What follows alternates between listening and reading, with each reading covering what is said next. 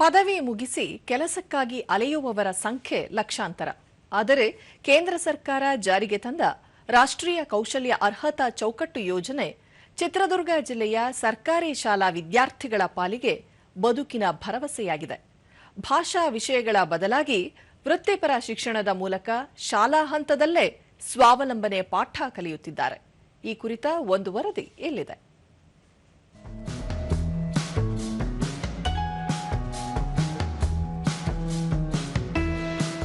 ಪದವಿ ಮುಗಿದರೂ ಕೆಲಸ ಸಿಗದ ಇಂದಿನ ದಿನಗಳಲ್ಲಿ ಪ್ರೌಢಶಾಲಾ ಹಂತದಲ್ಲೇ ಉದ್ಯೋಗ ಖಾತ್ರಿ ಸಿಕ್ಕರೆ ಹೇಗಿರುತ್ತೆ? ಇಂತಹದೊಂದು ಕನಸನ್ನು ನನಸು ಮಾಡುತ್ತಿದೆ ರಾಷ್ಟ್ರೀಯ ಕೌಶಲ್ಯ ಅರ್ಹತಾ ಚೌಕಟ್ಟು ಯೋಜನೆ. 2014ರಲ್ಲಿ ಕೇಂದ್ರ ಸಚಿವಾಲಯ ಆರಂಭಿಸಿದ ಈ ಯೋಜನೆಯಡಿ 9 ಮತ್ತು 10ನೇ ತರಗತಿಯಲ್ಲಿ ಹಿಂದಿ ಬದಲಾಗಿ ಅಥವಾ ಪಿಯುಸಿಯಲ್ಲಿ ಇಂಗ್ಲಿಷ್ ಬದಲಾಗಿ ಆಟೋಮೊಬೈಲ್, ಐಟಿ, ಸೌಂದರ್ಯ ಮತ್ತು ಸ್ವಾಸ್ಥ್ಯದಂತಹ ಕೌಶಲ್ಯಾಧಾರಿತ ವಿಷಯಗಳನ್ನು ಕಲಿಯಲು ಅವಕಾಶ ನೀಡಲಾಗಿದೆ. ವಿಶೇಷವಾಗಿ ಗ್ರಾಮಾಂತರ ಪ್ರದೇಶದ ಬಡ ಹಾಗೂ ಮಧ್ಯಮ ವರ್ಗದ ಮಕ್ಕಳಿಗೆ ವರದಾನವಾಗಿದ್ದು, ಖಾಸಗಿ ಶಾಲಾ ಮಕ್ಕಳಂತೆ ಸರ್ಕಾರಿ ಶಾಲಾ ವಿದ್ಯಾರ್ಥಿಗಳು ವೃತ್ತಿ ಶಿಕ್ಷಣ ಪಡೆದು ಓದಿನ ಜೊತೆಗೆ ಆರ್ಥಿಕ ಸಬಲತೆ ಹೊಂದುವ ಆತ್ಮವಿಶ್ವಾಸ ಬೆಳೆಸಿಕೊಳ್ಳುತ್ತಿದ್ದಾರೆ. ಹೊಳಲ್ಕೆರೆ ಕಾಲೇಜು ವಿದ್ಯಾರ್ಥಿನಿ ಮಧು, ಇಂಗ್ಲಿಷ್ ಬದಲಾಗಿ ಸೌಂದರ್ಯ ಮತ್ತು ಸ್ವಾಸ್ಥ್ಯ ಆಯ್ಕೆ ಮಾಡಿಕೊಂಡಿದ್ದೇನೆ. ಇದರಿಂದ ಓದಿನ ಜೊತೆಗೆ ಬ್ಯೂಟಿಷಿಯನ್ ಕೆಲಸ ಕಲಿಯುತ್ತಿದ್ದೇನೆ.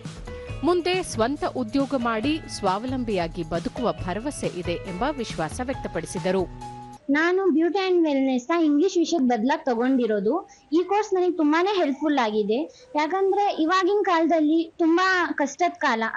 ಎಜುಕೇಶನ್ ತಗೊಂಡು ಒಂದು ಕೆಲಸ ತಗೊಂಡು ತಿಂಗಳಿಗೆ 10,000 to 20,000 ಅಷ್ಟೇ ದುಡಿಯೋದು. ಈ ಕೋರ್ಸ್ ತಗೊಂಡಾದ್ಮೇಲೆ ದಿನಕ್ಕೆ 10,000 ದುಡಿತೀನಿ ಅನ್ನೋ ಕಾನ್ಫಿಡೆನ್ಸ್ ಇದೆ. ಈ ಕೋರ್ಸ್ ನಲ್ಲಿ ಹೈಬ್ರೋ, ಮೆಹಂದಿ, ಮೇಕಪ್ ಅನ್ನೋ ಹಲವಾರು ಮಾಡಿದ್ದೀನಿ. ವಿದ್ಯಾರ್ಥಿ ನಂದನ್ ಹಿಂದಿ ಬದಲಾಗಿ ಆಟೋಮೊಬೈಲ್ ಕಲಿಕೆಗೆ ಒತ್ತು ನೀಡಿದ್ದು, ಭವಿಷ್ಯದಲ್ಲಿ ಗ್ಯಾರೇಜ್ ಆರಂಭಿಸಲು ಅಥವಾ ಕಂಪನಿಗಳಲ್ಲಿ ಕೆಲಸ ಮಾಡಲು ಅನುಕೂಲವಾಗಲಿದೆ ಎಂದರು. ನಾನು ಹಿಂದಿ ಬದಲಾಗಿ ಆಟೋಮೊಬೈಲ್ ಅನ್ನು ತೆಗೆದುಕೊಂಡಿದ್ದೇನೆ. ಆಟೋಮೊಬೈಲ್ ಏನಕ್ಕೆಂದರೆ ITI ಕಂಪ್ನಿ, ಡಿಪ್ಲೊಮೊ ಹಾಗೆ ಇನ್ನಿತರ ಕಂಪನಿಗಳಲ್ಲಿ ಕಂಪನಿ ಹೋಗಬಹುದು ಎಂಬ ಅನಿಸಿಕೆಯಿಂದ ನಾನು ಆಟೋಮೊಬೈಲ್ ಅನ್ನು ತೆಗೆದುಕೊಂಡಿದ್ದೇನೆ. ಸೌಂದರ್ಯ ಮತ್ತು ಸ್ವಾಸ್ಥ್ಯ ತರಬೇತಿ ಶಿಕ್ಷಕಿ ಲೀಲಾಂಬಿಕಾ, ಸರ್ಕಾರಿ ಶಾಲಾ ಕಾಲೇಜುಗಳಲ್ಲಿ ಹೆಚ್ಚು ಬಡ ಹಾಗೂ ಗ್ರಾಮೀಣ ಪ್ರದೇಶದ ವಿದ್ಯಾರ್ಥಿಗಳು ಓದುತ್ತಿದ್ದಾರೆ. ಶಿಕ್ಷಣ ಮೊಟಕುಗೊಳಿಸುವ ಅನಿವಾರ್ಯತೆ ಬಂದರೂ ಈ ಕೌಶಲ್ಯದ ಬಲದಿಂದ ವಿದ್ಯಾರ್ಥಿಗಳು ಬದುಕು ಕಟ್ಟಿಕೊಳ್ಳಬಹುದು ಎಂದು ಅಭಿಪ್ರಾಯಪಟ್ಟರು. ಅಂದ್ರೆ ಇಲ್ಲಿ ಸುಮಾರು ಬಡ ವಿದ್ಯಾರ್ಥಿಗಳು ಇರ್ತಾರೆ. ಎಲ್ಲರೂ ಕೂಡ ಶೈಕ್ಷಣಿಕವಾಗಿ ಮುಂದುವರಿಯಕ್ಕೆ ಸಾಧ್ಯ ಆಗೋದಿಲ್ಲ. ಮಧ್ಯದಲ್ಲೂ ಕೂಡ ಎಜುಕೇಶನ್ ಡಿಸ್ಕಂಟಿನ್ಯೂ ಮಾಡ್ತಾರೆ. ಅಂತ ಮಕ್ಕಳಿಗೆ ಒಂದು ಸ್ಕಿಲ್ ಬೇಸ್ಡ್ ಎಜುಕೇಶನ್ ಅನ್ನೋದು ಕೊಡ್ತಿರೋದು ಸರ್ಕಾರ ತುಂಬಾ ಕೂಡ ಹೆಮ್ಮೆಯಾಗಿರ್ತಕ್ಕಂಥ ವಿಚಾರ.